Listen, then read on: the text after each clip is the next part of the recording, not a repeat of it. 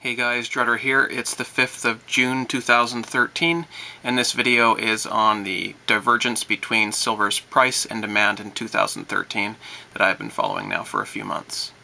Before I get to the actual chart, I'm going to go through very briefly how it's created, but if you really want to know the details, go back and watch my previous videos on this subject.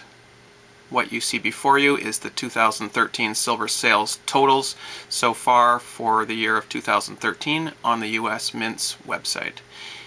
We can ignore June for now. These numbers do include about 500,000 ounces worth of silver from May, as I've previously talked about, but for the purpose of this we are just going to let them have those and assume that they didn't really happen, although they did, and we're just going to use the numbers as listed here for May, April, March, February, and January, and then compare those to the same time period on the years going back to 2000. First, what we need to do is get out a calculator and add all these numbers together, and do that for the years 2000 through 2013 inclusive. Next, we simply throw the data onto a chart, and here it is. This shows the demand for silver over the past 14 years. It was very flat up until about 2007, then it slowly increased up to a peak in 2011, pulled back in 2012, and as you see now is going even higher than it was in 2011. We are at all-time high record demand for precious metals. But of course that's only half the equation. We need to put some kind of price data on here as well so we can compare the price and demand and see what's going on there. There's the price as I've been doing it in the past.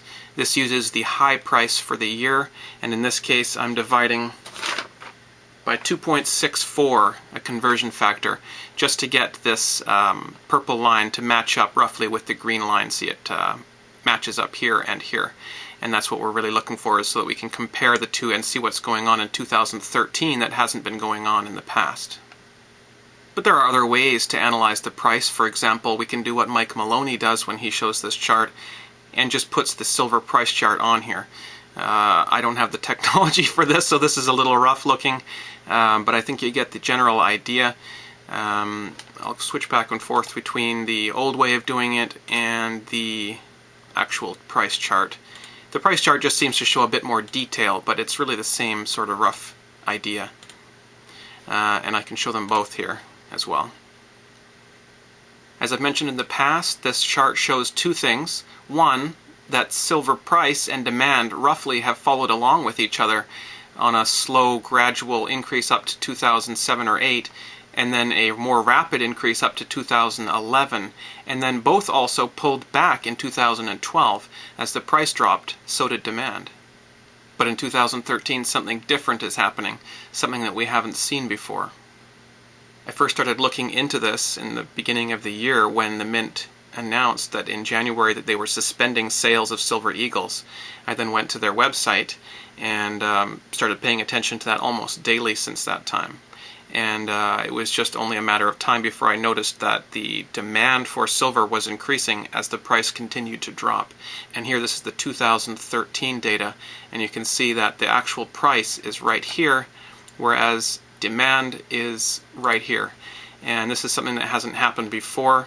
There have been variations, like here in 2007, look, you can see that demand wasn't quite as high as the price. For some reason, that was a bad year for sales. It dipped down here. And here in 2009, the demand was higher than the price. The price was still relatively flat, or just coming down actually from the 2008 drop, and yet demand was increasing at that time. But overall, it is a very clear trend that price and demand follow each other. There are many theories for why that is, and I won't go into them here.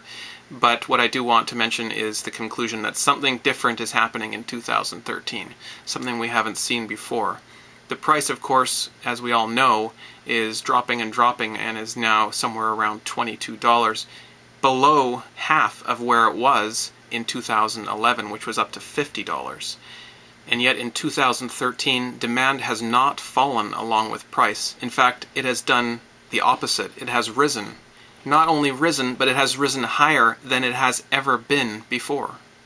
And this is what is being called the Drutter divergence, although it was just me that first noticed it. It's not my divergence. This is everybody's data. This is just publicly available, and I'm just the one doing the analysis at this time. But you've got to admit there is something going on, and something needs to be explained. So far, there's been a few theories for why this is happening. It is incredibly striking and incredibly obvious that demand is decoupled from price. But one thing that's useful to point out is that the demand that we're talking about is demand for physical silver bullion, and the price that we're talking about is the price of an electronic traded fund, which is essentially limitless and manipulated. I certainly welcome your comments and your questions about this topic, and I'm going to put the charts themselves at the end of the video because I know this is a little bit awkward to look at. You're staring at a screen through my camera, but I will put the charts themselves at the end of this video, and I'll talk to you guys soon.